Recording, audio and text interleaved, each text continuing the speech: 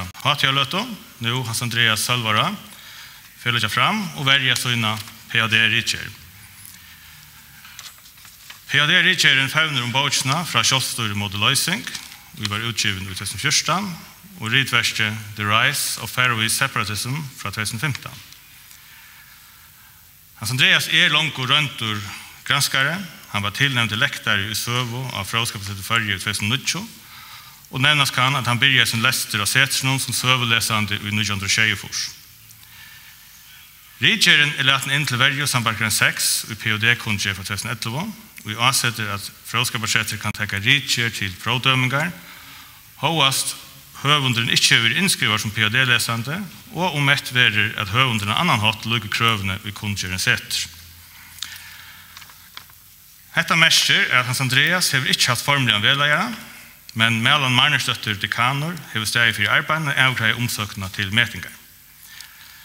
Til å mete om ritgjørene og allmenne framløvene tilnevnt trutcher andmeldinger pronevnt, og heser jo Beinta og Jakstov, doktor Polit og første amanuensis av Høgskolen i Molte, og Beinta eisende forskvinna i metingarnevntene. Gunnar Karlsson, Dr. Phil, professor emeritus av Høgskolen Islands, og Uffe Østergaard, PhD, og professor emeritus av CBS, Copenhagen Business School.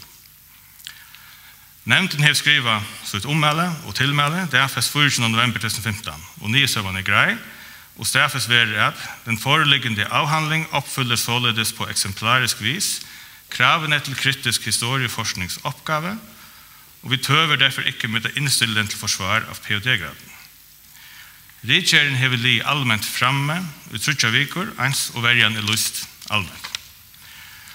Bojarskraien nå at Beinta og Jakstov, forskvinna, greier nærre fra grunnkjøvingen for å tekke ritgjørene til allmenne verjo, og så legger Hans Andreas Salvara ritgjørene fram.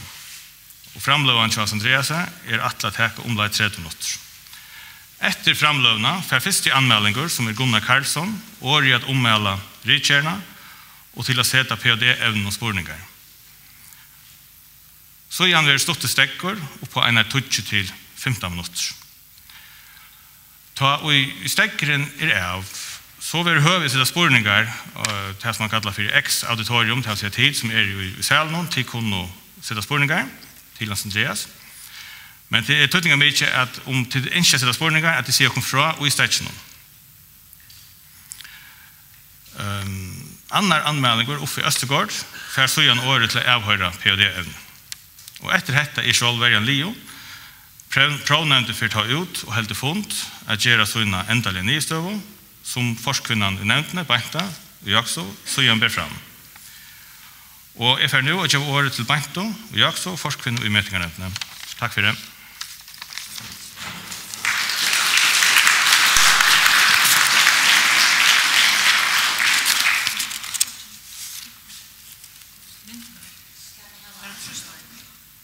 Ja.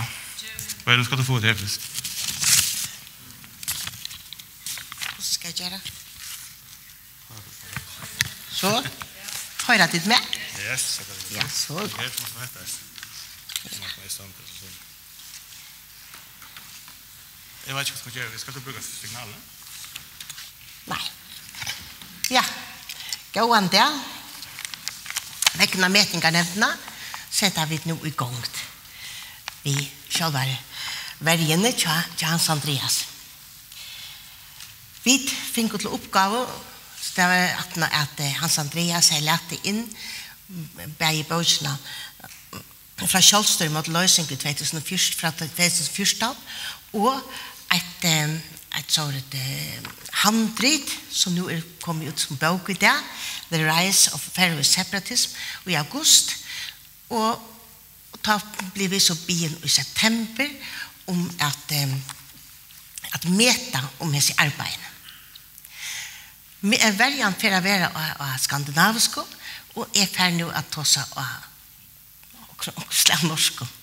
norsk eller nesten. Vår oppgave har vært å lese og vurdere med et kritisk blikk. Og det har vært et tett og godt god kommunikasjon mellom oss tre, professor emeritus Gunnar Karlsson og professor emeritus Uffe Østergaard. 24. november var innstillingen klar.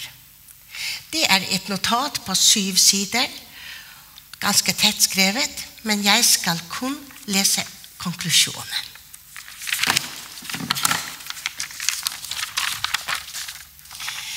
Det kan ikke være tvivl om at Sølvares arbeid han har levert er et interessant og kvalitetsfullt akademisk arbeid, baseret på et stort arbeid med det originale og vide utstrekning, ikke tidligere utforskede kildemateriale, trygt såvel som utrygt. Utvalget har fremdraget en rekke begrensninger i Sølvares bok. Det er jo okkar oppgave. Men de er stort sett kun begrensninger, ikke feil, og er således ikke innvendinger mot den vitenskapelige standard. Dette er ikke den endelige bok om den nasjonale kamp på Færøerne, og det står fritt for andre forskere å studere den politiske kamp ut fra andre synspunkter, og især at analysere sambandspartiets rolle nærmere. Forfatterens tolkninger er belagt med sitater fra originalkilderne. Tesen om den hastige nasjonale radikalisering av færøysk politikk i løpet av 20 år er overbevisende dokumenteret, selv om de presise årsakssammenhenger kan diskuteres. Forfatterens grundige undersøkelser av kildematerialet, heriblant også hittil ukjente kilder, river etablerede myter ned. Han dokumenterer at falske rykter og usannheter har kunnet feste seg i bevisstheten så vel hos sentrale aktører i utformingen av politikken som i offentligheten. Disse myter er forblevet etablerede sannheter som har preget færøysk historieforståelse frem til i dag. Den foreliggende avhandlingen oppfyller således på eksemplarisk vis kravene til kritisk historieforskningsoppgave. Vi tøver derfor ikke med å innstille den til forsvar for PhD-graden. Jeg får så at jeg var året til Gunnar Karlsson. Nei, så var det Hans Andreas, årsaker jeg. Så skal Hans Andreas slippe å si fra. Årsaker vi. Vær så god, Hans Andreas. Lai bare om, det er jo kjell. Så ser du lomma her. Vent i himmelen. Snart, ja. Så er det lomma her på det.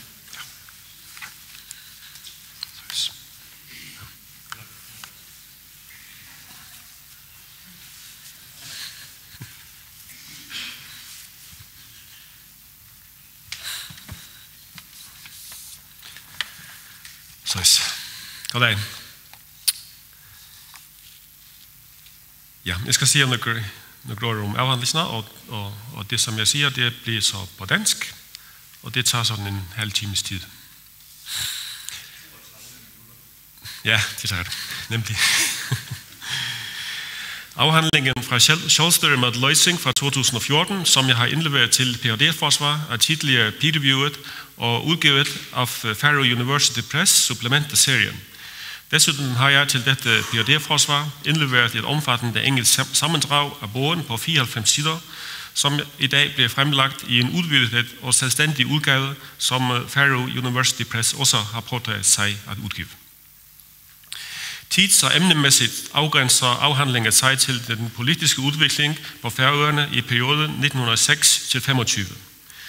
Denne periode kaldes ofte topartiperioden, da der kun var 2 politiske partier, Samhørighedspartiet og Selvstyrepartiet på Færøerne. Desuden gik de grundlæggende partiskillelinjer i færøsk politik i perioden i hovedsagen med uenighed om spørgsmålet vedrørende Færøernes relationer til Danmark. I særdeleshed spørgsmålet om, hvorvidt det færøske sprog skulle have bedre rettigheder i skole og kirke, samt spørgsmålet om, hvorvidt Lagtinget skulle have større beføjelser i lokale færøske forhold. Det var selvfølgelig også andre forhold, der optog det færøske befolkning og de 2 partier, men disse var næppe definerende skillelinjer og stridsspørgsmål mellem partierne, på samme måde som disse spørgsmål tilsyneladende var det. Det var først efter 1925, at nye politiske partier og nye politiske partiskal der også involverede andre spørgsmål om Venstre og Højre og spørgsmål om løsrivelse fra Danmark, blev etableret. Afhandlingen handler om radikaliseringen af den færøske selvstyrebevægelse i perioden 6-25. Her forstået som både en forværring af forholdet til Samhørighedspartiet og danske myndigheder og en udvidelse af partiets selvstyrekrav. Dette skal ses i sammenhæng med, at mens ingen løsrivelsesbevægelse, næppe heller mange separatister, var på Færøerne i 1906, så var forholdene mellem de danske rigsmyndigheder og Selvstyrepartiet, som officielt blev etableret i 1909, forværret væsentligt i 1925, og nogle af partiets grundstøtter, deriblandt formanden Johannes Bertelsson, som i Lagtinget i 1923 erklærede, at han var færdig med danskerne, var blevet løsrivelsesfolk. I 1906 havde Johannes Bertelsson ellers hyldet den nye danske konge, Frederik den 8., og en tale for kongen i Tórshavn den 25. juli i 1907 havde han erklæret, at ingen af os, ikke en eneste en, ønsker at skilles fra eder. I det følgende år gjorde Selvstyrepartiet, særligt i perioden 1918-23, da partiet for første gang fik flertallet i Lagtinget, flere forgæves forsøg på at løse det færøske selvstyrespørgsmål inden for det danske rige. Dermed er vi ved denne afhandlings centrale spørgsmål. Hvorfor blev forholdene mellem Selvstyrepartiet og de danske myndigheder, som var startet i god forståelse omkring 1906, så anstrengte allerede i 1925, at der kom til et radikalt brud mellem parterne? Selvstyrepartiet fjernede i 1924 alle referencer til danske forhold, dansk sprog og danske myndigheder fra partiprogrammet, der siden 1909 havde henvist til dansk sprog, ministre, regering og den danske rigsdag. Udgangspunktet har været at belyse den politiske udvikling uden at foregribe den. Det vil sige et forsøg på at beskrive udviklingen uden at forudsætte, at den nødvendigvis måtte være, som den blev. Eller som Michel Foucault har sagt det: People know what they do. Frequently they know why they do what they do, but what they don't know is what they do does. Den politiske udvikling bliver analyseret på aktørniveau, men aktørernes handlinger bliver desuden sat ind i en overordnet historisk kontekst og det politiske systems funktionalitet, der betyder, at det ikke nødvendigvis er aktørernes intentioner, der bliver realiseret. Den implicite tese, der blev undersøgt i afhandling, er med andre ord den påstand, at fremkomsten af en virkelig separatistisk bevægelse på Færøerne, der for første gang blev formuleret af Sverre Pettersson i 1925, var en utilsigtet konsekvens af den politiske kamp om lokalt færøsk selvstyre i perioden 1906-25. Da hovedanliggendet i afhandlingen er at undersøge, hvordan de politiske relationer mellem Færøerne og Danmark blev radikaliseret, så følger det, at opgaven har været at vælge politiske konflikter på Færøerne vedrørende sprog og selvstyre, der blev inddraget i en overordnet dansk rigspolitik. Der var efter min opfattelse i hvert fald 3 sådanne sager i perioden 1906-25, som afhandlingen derfor analyserer. Tilbuddet fra 1906, adressesagen fra 1917 og Norge-sagen fra 1923. Tilbuddet fra 1906 var et mundtligt tilbud om finansielt selvstyre på Færøerne, som den daværende færøske folketingsmand Johannes Bertelsson hævdede, at han havde fået fra den samlede danske regering.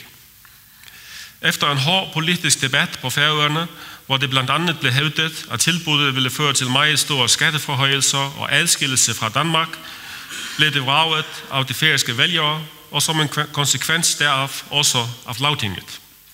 Konsekvensen blev, at modstanderne af tilbuddet i 1906 etablerede Samhørighedspartiet, mens de besejrede tilhængere etablerede Selvstyrepartiet. I den danske rigsdag, hvor Færøerne havde 2 repræsentanter, der i perioden 1906-15 udelukkende var samhørighedsfolk, blev selvstyrefolkene anklaget for at være separatister, og i 1909 trak den daværende danske regering endegyldigt tilbuddet tilbage, efter at Samhørighedspartiets folketingsrepræsentant Oliver Effersø havde fremsat anklager om separatisme mod selvstyrefolkene. hvor han udnyttede regeringens betænkeligheder ved Islands krav om jævnbyrdig anerkendelse i det danske rige. Samtidig havde han sat tilbud i forbindelse med økonomiske svindlerier, som i 1908 havde tvunget Peter Adler Alberti, der var dansk justitsminister og ansvarlig for færøske forhold, til at afgå. Selvstyrefolkene, der tydeligvis havde håbet på, at de engang i fremtiden ville kunne få støtte fra de færøske vælgere til tilbuddet, følte, at anklagerne mod dem var ganske uretfærdige, og forholdene mellem de politiske partier på Færøerne forværredes helt væsentligt, mens de første tegn på selvstyrefolkenes mistillid til danske myndigheder begyndte at vise sig. Det tog nogle år, før selvstyrepartiet kom sig efter nederlaget i 1906. Men den første verdenskrig, der begrænsede transportforbindelserne til Danmark, viste sig at være gode år for partiet, der dog ikke opnåede flertal i Lagtinget. I 1917, da besejlingsforholdene til Færøerne var både besværlige og farlige på grund af engelske krav om, at alle skibe i Nordatlanten skulle lægge ind i engelsk havn til kontrol, og tysk ubåtskrig mod alle skibe, der besejlede engelske havne, sendte partiet via den danske regering et andragende til den engelske regering, hvor der blev ansøgt om, at skibe, der kom til Færøerne med varer fra Amerika via Island, blev unddraget fra kravet om at besejle engelske havne. Der blev givet tilladelse til, at skibene kunne besejle Halifax i Canada i stedet for Kirkwall, men amtmanden på Færøerne, Svenning Rytter, anklagede selvstyrefolkene for at have forsøgt at sende andraget direkte til den engelske regering med det ene formål at forberede opløsningen af de statsretlige forbindelser mellem Danmark og Færøerne. Anklagerne blev ikke taget alvorligt i Danmark før end i marts 1918, da den danske konseilpræsident Carl Theodor Zahle i forbindelse med det forestående folketingsvalg sendte et telegram til Svenning Rytter, hvor han erklærede sin støtte til selvstyremanden Edvard Mortensen, der havde været en af adressens støtter, og bad Svenning Rytter om at meddele Edvard Mortensen dette. Svenning Rytter, der havde den opfattelse, at han havde varetaget danske interesser på Færøerne under krigen, følte sig svigtet og sendte breve til regering og statsråd, hvor han, sorenskriveren og fogeden, bad om at blive flyttet til anden stilling eller om afsked. Efterfølgende fremsendte han dokumenter, der skulle bevise, at Zahle havde støttet et politisk parti på Færøerne, der havde bedrevet rigsskadelig adfærd. Den politiske opposition mod Zahles regering, radikale regering, der var stærk og havde flertallet i Landstinget, vejrede nu en mulighed for at genere eller måske fælde Zahles regering, der både politisk og parlamentarisk var svækket igennem de sidste år. Landstingsflertallet nedsatte en undersøgelseskommission, der skulle undersøge alt vedrørende Zahles telegram til Svenning Rytter og embedsmændenes ansøgning om forflyttelse eller afsked, samt det, som udover det foreliggende kunne opløses om adressen til den engelske regering. Resultatet blev en 1000 sider lang beretning med bilag og vidneafføringer, der blev offentliggjort i januar 1920. Oppositionsflertallet i kommissionen, der udelukkende bestod af politikere, anklagede de færøske adressefolk for rigsskadelig adfærd på grænsen til højforræderi.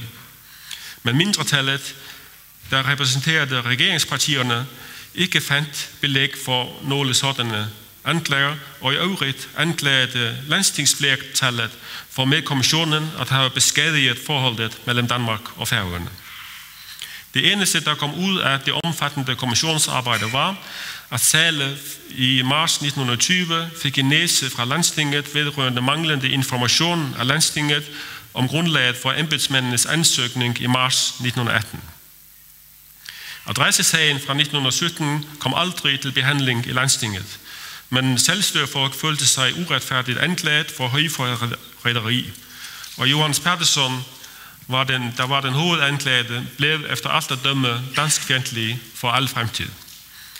Bedre blev de ikke af, at da Zahles regering af andre grunde, en uenighed med kongen om Flensburg-spørgsmålet i 1920, blev tvunget til at afgå, til at lægge fra sig, blev Svenning Rytter justitsminister i den nye Venstre-regering under ledelse af Niels Thomasius Nergård. hvor Svenning Rytter således fik hovedansvaret for færøske forhold. Selvstyrepartiet, som i kølvandet af adressesagen for første gang fik flertallet i Lagtinget i 1918, vedtog i 1920 et mistillidsvotum til den nye danske justitsminister. Tydeligvis havde sagen beskadiget forholdet mellem Danmark og Færøerne. Norge-sagen fra 1923, der opstod på baggrund af, at radikale norske nationalister i kølvandet af den norske selvstændighed i 1905 satte frem krav mod Danmark vedrørende det gamle norske skatlande, det vil sige Island, Grønland og Færøerne, som Norge havde mistet til Danmark i 1814, satte Selvstyrepartiet, der kulturelt set havde hentet meget inspiration fra Norge i en penibel situation. Den norske professor i retsvidenskab, Nikolaus Gjelsvik, sagde, at han havde været på Færøerne i 1911, og der havde mange færinger spurgt ham, om der var noget mulighed for, at Færøerne kom sammen med Norge igen, for det vil vi alle så gerne. Oliver Effersø, der var færøsk landstingsmand og blev af danske aviser bedt om at kommentere de norske krav, afviste dem pure og sagde, at færingerne gennem en længere periode havde godkendt forbindelsen med Danmark, og at der intet ønske var på Færøerne om at komme under Norge. Johannes Pedersen, der var i Norge på dette tidspunkt, valgte at reagere på Oliver Effersøs udtalelser. I et offentligt telegram erklærede han, at da Oliver Effersø udtalte, at færingerne ikke ønskede at komme sammen med Norge, så kunne det kun forstås på den måde, at der intet ønske var på Færøerne om at komme under Norge under det samme hårdhændte politik, som Danmark for tiden håndhævede på Færøerne. Udtalelsen om sammenslutning med Norge var tydeligvis hypotetisk, og sammenhængen var helt tydeligt kun en kritik af den aktuelle danske politik på Færøerne.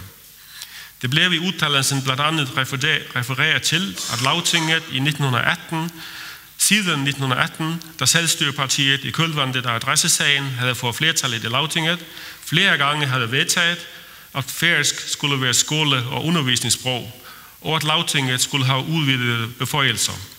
Men det havde været forgæves, fordi den danske regering havde, efter hvad vi ved, på opfordring af Lagtingets mindretal, nægtet at ophæve nogen af disse vedtægter til lov. Det var utvivlsomt det spændte forhold mellem Danmark og Norge, der forårsagede, at den danske regering omgående diskuterede Johannes Pedersens udtalelser i Norge og satte sig i forbindelse med Oliver Effersø. Konsekvensen blev, at Oliver Effersø rejste spørgsmålet i Lagtinget i 1923, hvor et enigt selvstyreparti konstaterede, at da der ikke var noget ønske på Færøerne at komme under Norge, så skulle Lagtinget ikke gøre noget med sagen. Samtidig fastholdt et enigt selvstyreparti, at Færøerne havde været dårligt styret gennem de sidste år. Det var imidlertid mindretallets forslag, der også afviste alle krav om, at Færøerne skulle genforenes med Norge, og påstanden om, at Danmark havde vanstyret Færøerne, der med hjælp fra amtmandens dobbelte stemme blev vedtaget.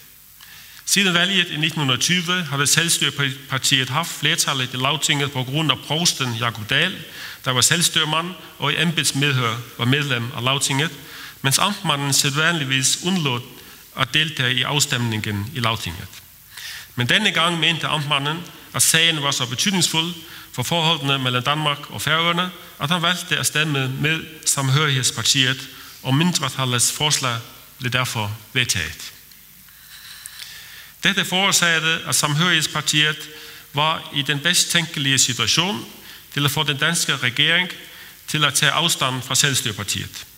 Dette havde været en del af Samhørighedspartiets politik siden 1906, men nu sad en dansk regering, der var meget skeptisk over for Selvstyrepartiet, en justitsminister, der aldrig har lagt skjul på sine holdninger til partiet, og Selvstyrepartiets partiformand var mildt sagt upopulær i Danmark.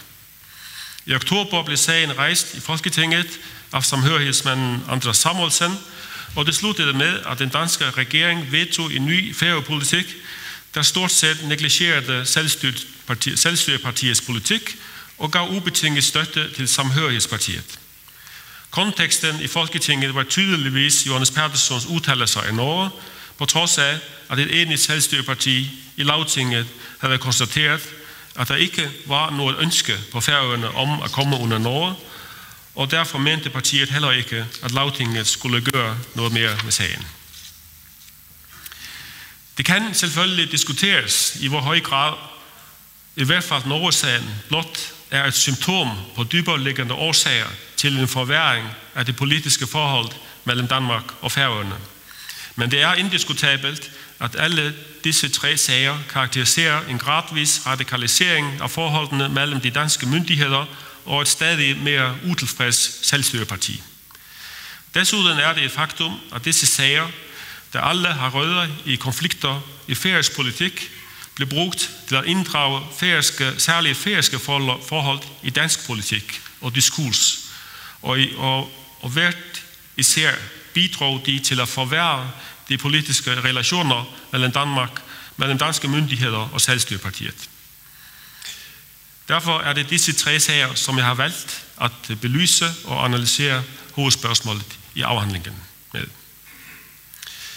Teoretisk set har tilgangen været inspireret af sprogfilosofiske overvejelser omkring sprogets forhold til virkeligheden, i særdeleshed i retninger, der opfatter sproget i denne sammenhæng den politiske diskurs som en del af den politiske virkelighed, og ikke blot som et mere eller mindre nøjagtigt billede af en sproguafhængig virkelighed. Der vil jeg ved diskursanalysen, der blev udformet i meget forskellige udgaver, men her er det i hovedsagen blot tale om en analytisk inspiration, der tager udgangspunkt i, at diskurser dækker over reelle magt- og betydningsrelationer, jævnfør for eksempel Michel Foucault, der har indflydelse på den konkrete politiske udvikling. At sige noget er at gøre noget, og den betydningskonstruktion, der vinder hævd i en politisk diskurs, har, uafhængigt af betydningens reelle forbindelse til en mere konkret kontekst, reelle konsekvenser for det politiske liv.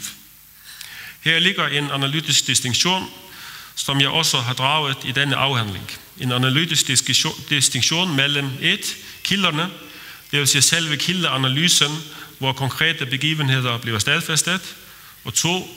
Den eller de bredere kontekster, som begivenhederne, der kan uddrages af kilderne, eller senere bliver en del af. Og 3. Selve den politiske diskurs, det vil sige de sproglige formuleringer, som både begivenheder og kontekster i samtiden eller senere bliver italesat igennem. Det er selvfølgelig ikke tale om 3 niveauer, der eksisterer uafhængigt af hinanden, men der er blot tale om 3 analytiske niveauer, der hvert kan afdække nye betydningslag, der kan tænkes at have påvirket udviklingen.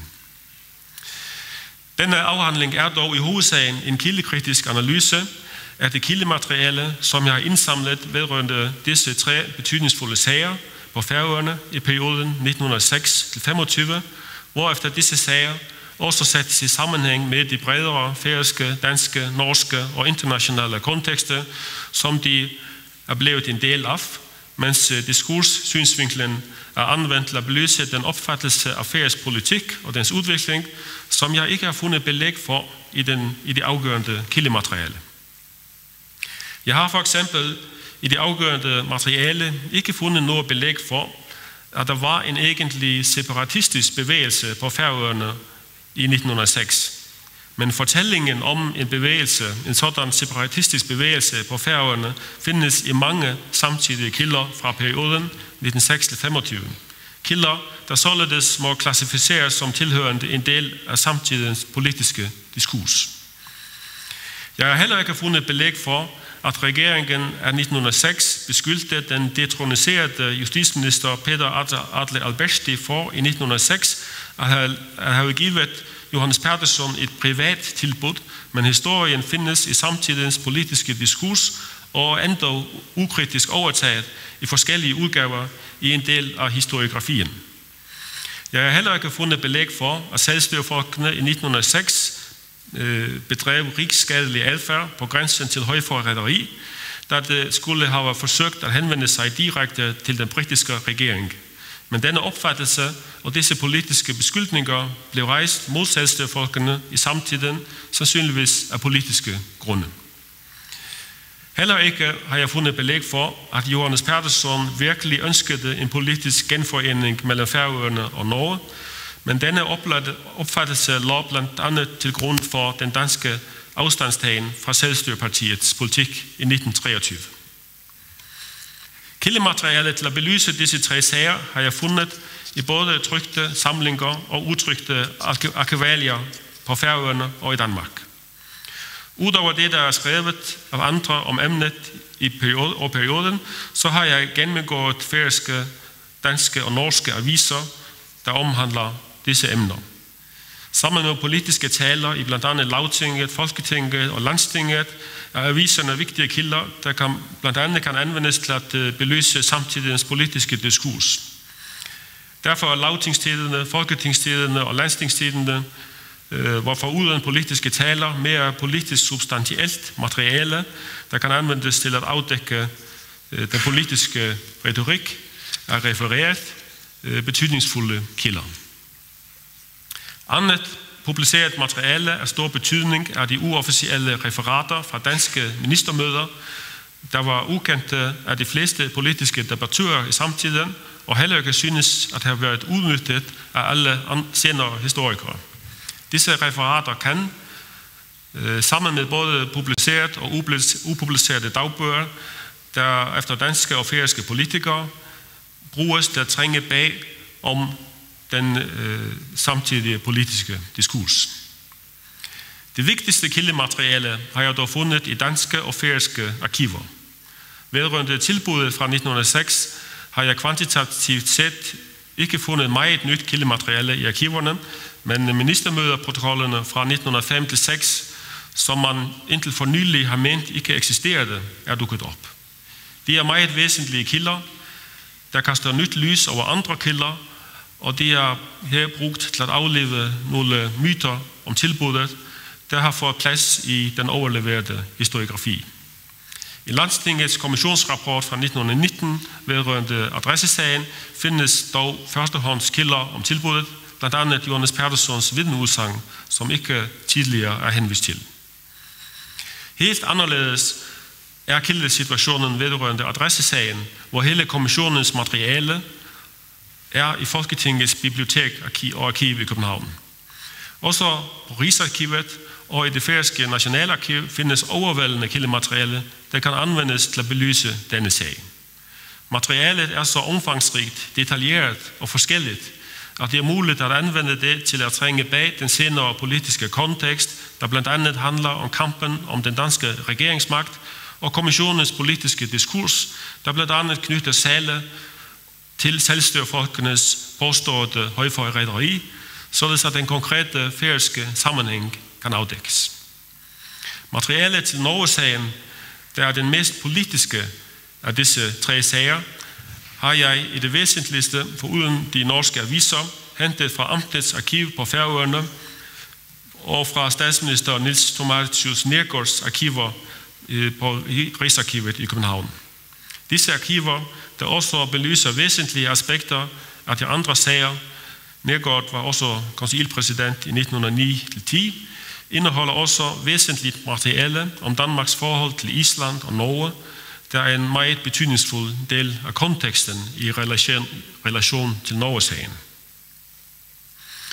Det kan selvfølgelig sætte spørgsmålstegn ved, hvor udbredt og rådfæstet den politiske diskurs om et separatistisk selvstyreparti var på Færøerne og i Danmark. Det kan imidlertid ikke sætte spørgsmålstegn ved, at i særdeleshed Oliver Effersøe vedholdende karakteriserede selvstyrefolkene som separatister allerede i 1906, både på Færøerne og i Danmark. Betydningsfuldt var det, at Samhørighedspartiet vandt lagtingsvalgene i årene efter tilbuddet i 1906. Men det var nok væsentligere i denne sammenhæng, at partiet desuden vandt de færøske rigsdagsmænd i 1906 og sad på dem til 1915, da selvstyremanden Edvard Mortensen for en 3-årig periode indtog folketingsrepræsentationen. Samhørighedspartiet havde derfor i realiteten monopol på at bedrive færøsk politik i Danmark, Men nok så væsentligt var det også, at partiet også havde monopol på at karakterisere selvstyrepartiet og dets politik overfor de danske myndigheder. Det var derfor Samhørighedspartiets karakteristik af selvstyrepartiet, der blev udbredt og vandt hævd på Færøerne, men selvstyrefolkene så sig nødsaget til at sætte deres synspunkter frem i norske aviser. Ingen, som har læst Oliver Effersøs taler i Rigsdagen, kan være i tvivl om, at han ikke kun forsøgte at påvirke regeringen til at fremme Samhørighedspartiets politik, men at han måske ihærdigere og inderligere forsøgte at karakterisere selvstyrefolkene og deres politik for at være separatistisk. Og ensynligt med den politiske hensigt at overbevise skiftende danske regeringer til at tage afstand fra partiet og dets politik. Den opfattelse af selvstyrefolkene var separatister begyndte også at vinde hævd i Danmark. Dette ses blandt andet af en intern indberetning til den danske konseilpræsident vedrørende Islands forhold fra januar i 1909, skrevet af den statskyndige Knud Berlin, hvor det også blev advaret mod den separatistiske bevægelse på Færøerne, der var under fuld opsejling. Og det er endda før selvstyrepartiet blev etableret.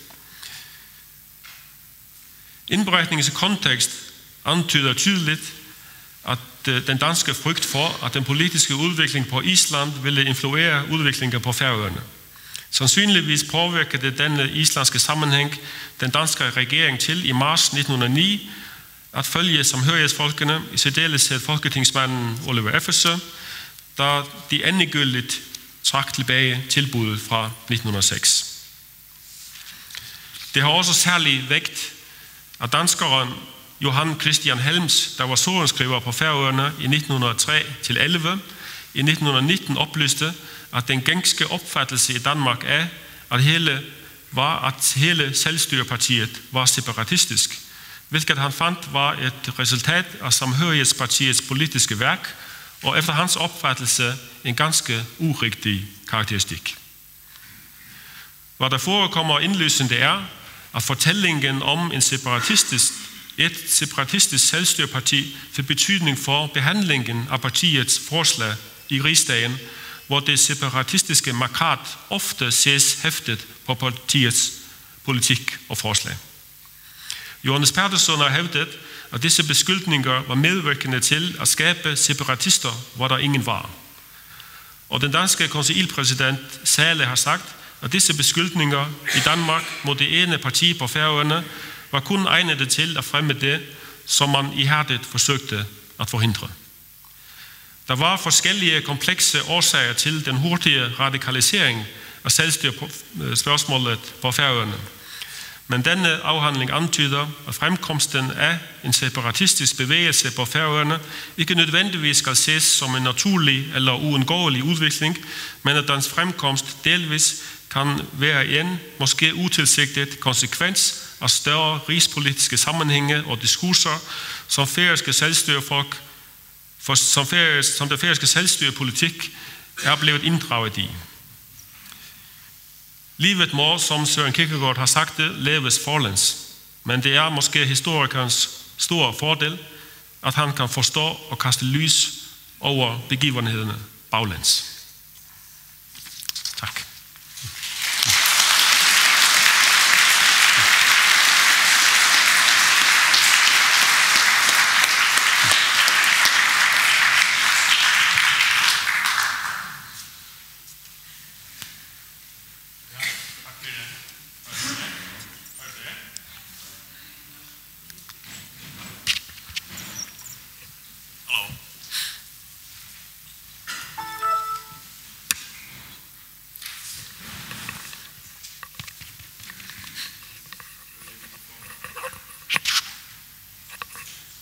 Hallo. I don't know. Hallo. Jo, det er det. Det er godt for jer. Ja, så kommer første anmeldinger, Gunnar Karlsson.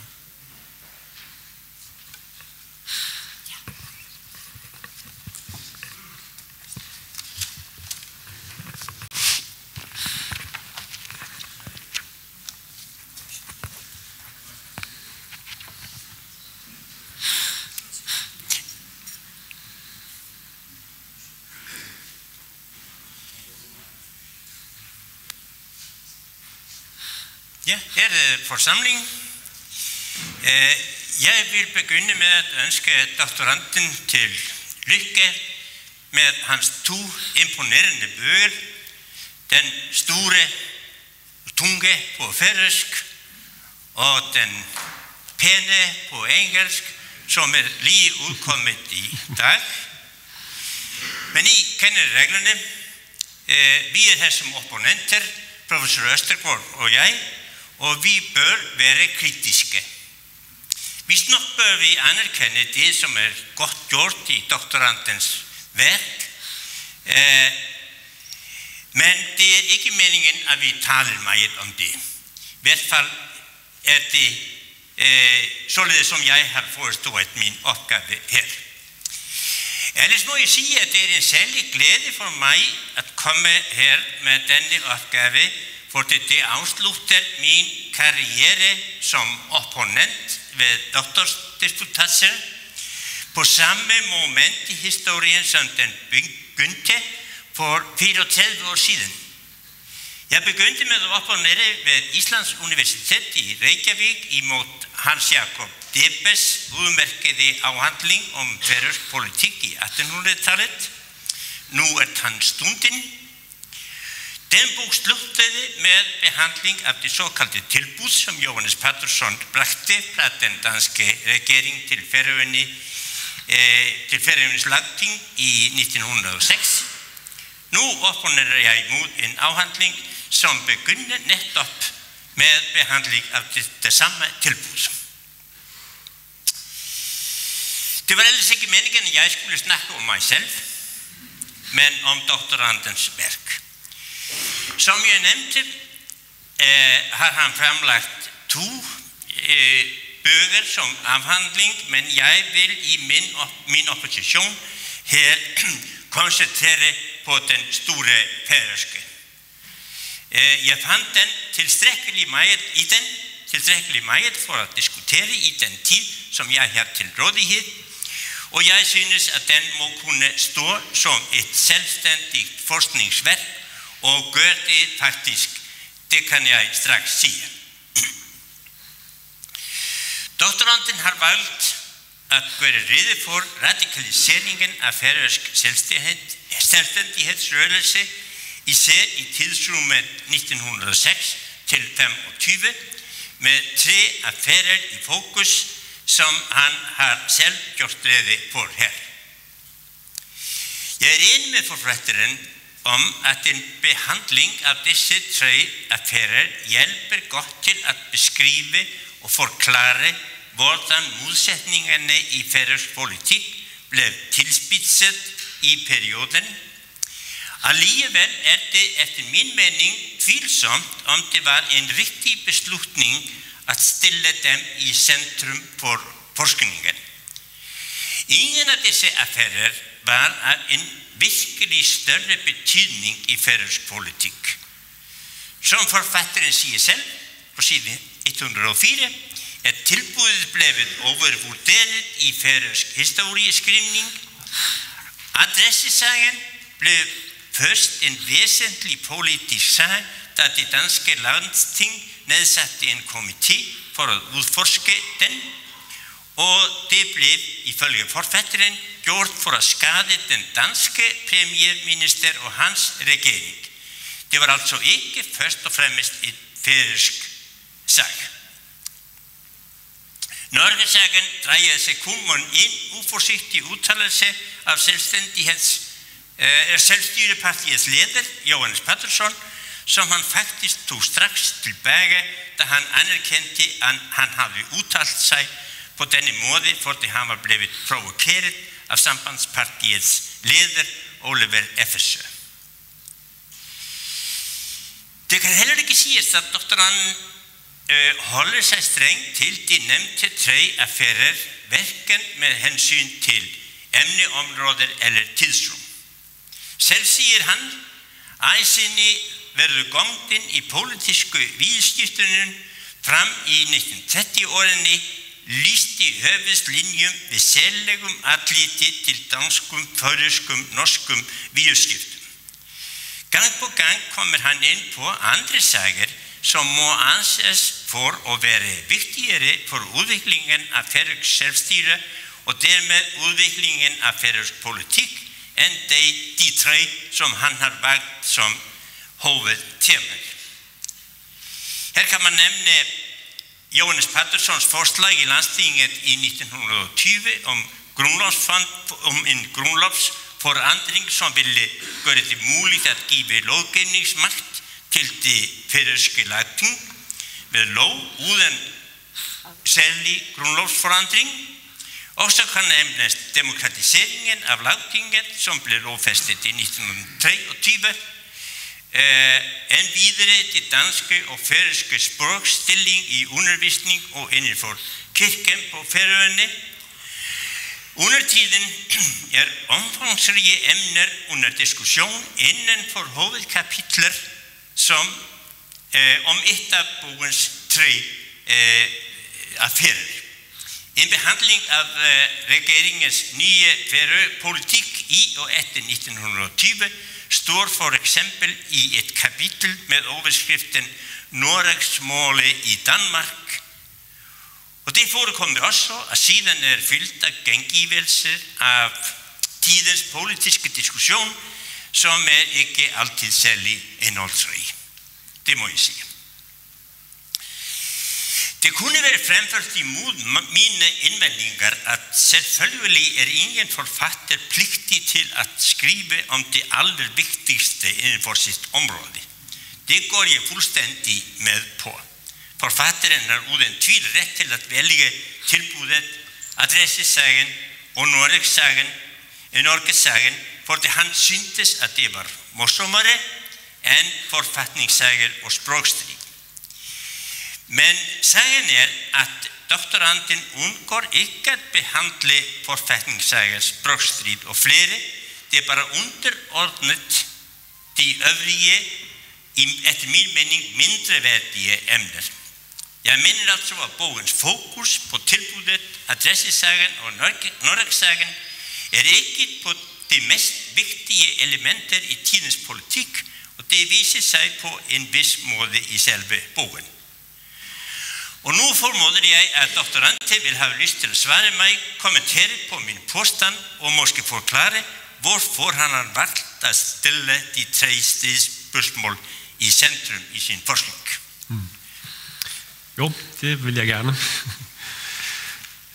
Det er rigtigt, at de tre sager, som jeg analyserer, de er meget politiske. Det er ikke konkrete sager, altså det er ikke noget, som bliver afsluttet, det kan jeg bare se på tilbuddet, og det bliver ikke til noget. Og mange af de ting, som det handler meget om altså det er ikke konkret på den måde, at færingerne fik det der tilbud stadfæstet i 1906. Men hvis man ser på, hvordan det for eksempel diskussionen har foregået bagefter, så kom det tilbud til at stå meget centralt. Ikke kun i 1906, og vi ser det også i Rigsdagen, hvor Ole Wæffersøt blev ved med at tage det op. Og det blev taget op så sent som i 1909, så tager han det op igen. Og det gør han fordi, at da de færøske vælgere rager det, så, og lagtinget senere, så siger Alberti, da Ole Wæffersøt første gang spørger om det, så siger han, at vi gav færingerne et tilbud, men det vil ikke have det. Men han siger ikke, at det ikke kan komme frem igen. Han siger, at vi vil, hvis et flertal senere vil have det her tilbud, så er vi med på den. Og det er et tilbud, som også selvstyrefolkene blev ved med at tale om, og det er det, som generer FSE, at de blev ved med at gøre det, og derfor benytter han muligheden til, fordi de har jo monopol på at præsentere færøske synspunkter og politik i Danmark lige til 1915. Og derfor blev han ved med at drage det frem, og det lykkedes så ham i 1909 at få den danske regering til endegyldigt at trække tilbage. Og det har også gået over i historiografien som en meget vigtig del af det. Og til den opfattelse, at jeg siger, at det er blevet overvurderet i historiografien og i politikken, så mener jeg nok mere, at det handler om, Og det er ofte blevet opfattet, og det er også den der separatistiske anklage, som også har vundet, som findes i diskursen, altså på Færøerne i 1906 og frem. Men hvis man kildekritisk læser, hvad der står i det tilbud, så er det ikke sådan et radikalt selvstyre. Jeg synes, det handler om en skattereform, som man i hovedsagen er det, men det er, Lagtinget skal have